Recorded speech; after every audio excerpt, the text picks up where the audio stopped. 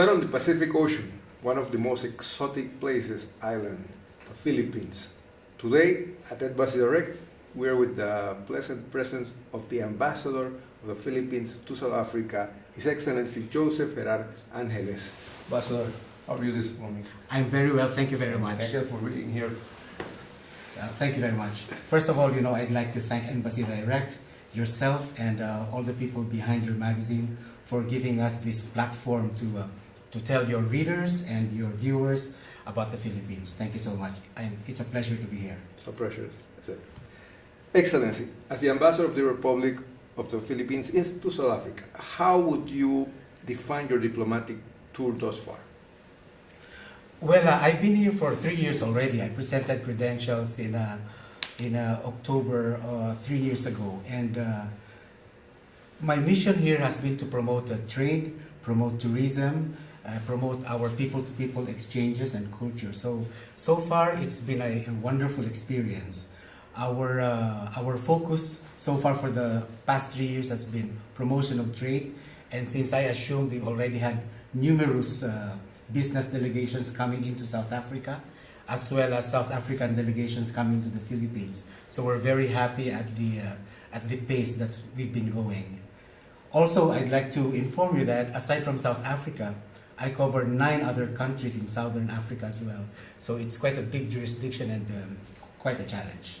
What are the main fields of collaboration between the Philippines and South Africa, and how successful have you been in the pursuing of new agreements between both countries? We have a bilateral consultative forum. We do this every year, and last year the Philippines hosted the forum, and this year South Africa will host it. And we've been looking at trade, of course, and tourism. But recently we've moved on to other new fields such as maritime cooperation and also in the sciences and technology. So we've had several agreements already ready for signing. Hopefully we'll have it signed later this year when we meet here in South Africa.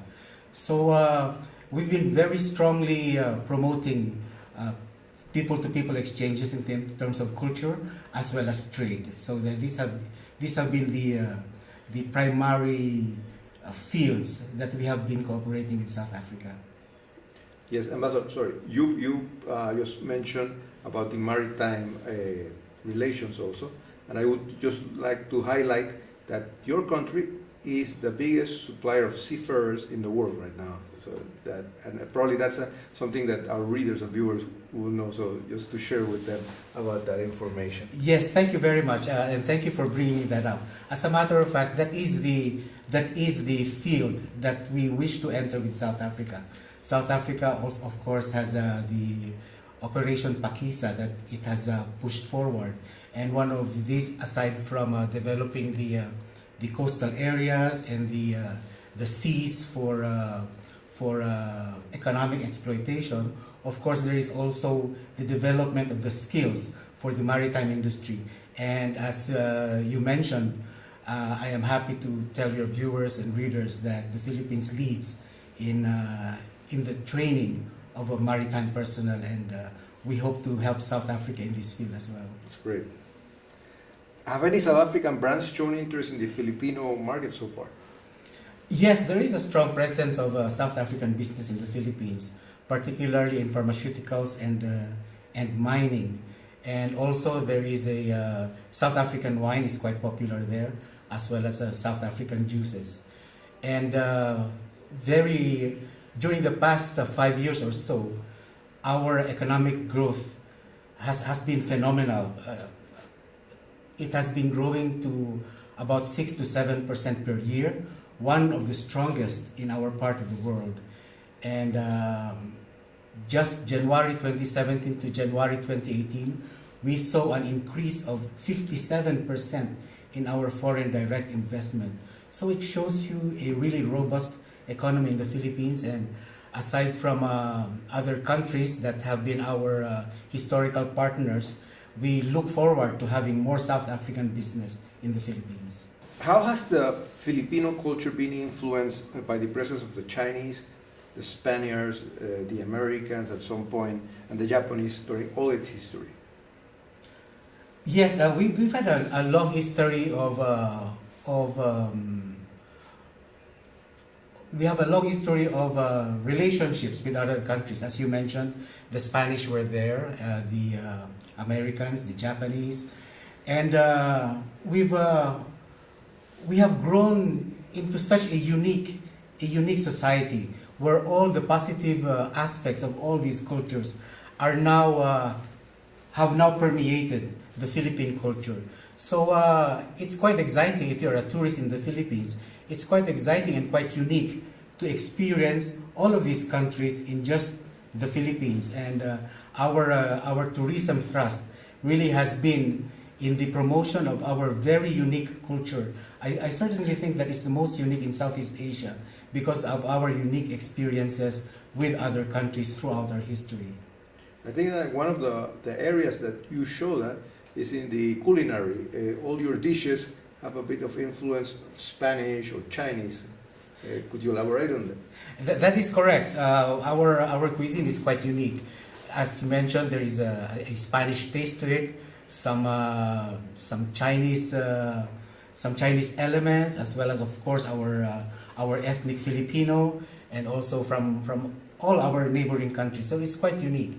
And interestingly, when I presented my credentials to some of the leaders in Southern Africa, they did mention about their unique experiences insofar as Filipino chefs are concerned.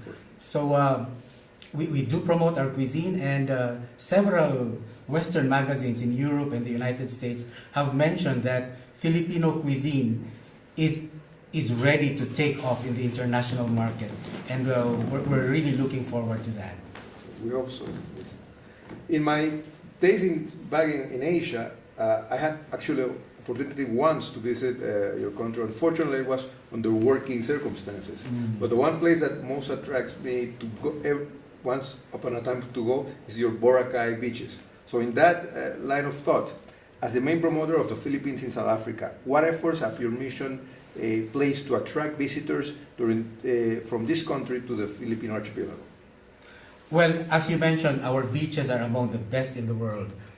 We've had Boracay as well as other beaches have been mentioned in several tourist magazines as among the best in the world.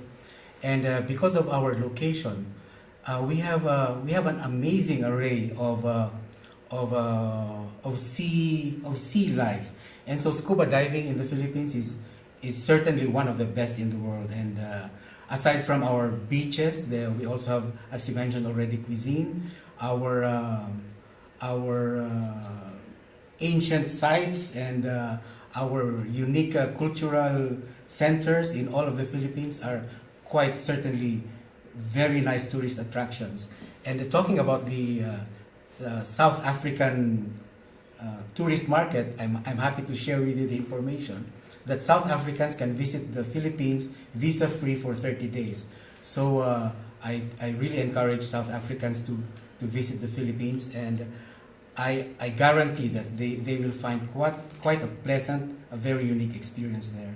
Okay, we should highlight actually that a local TV station is currently transmitting Survivor South Africa, and it's in Mindanao Islands in Philippines. Mm-hmm. So that is an interesting fact for our readers and viewers.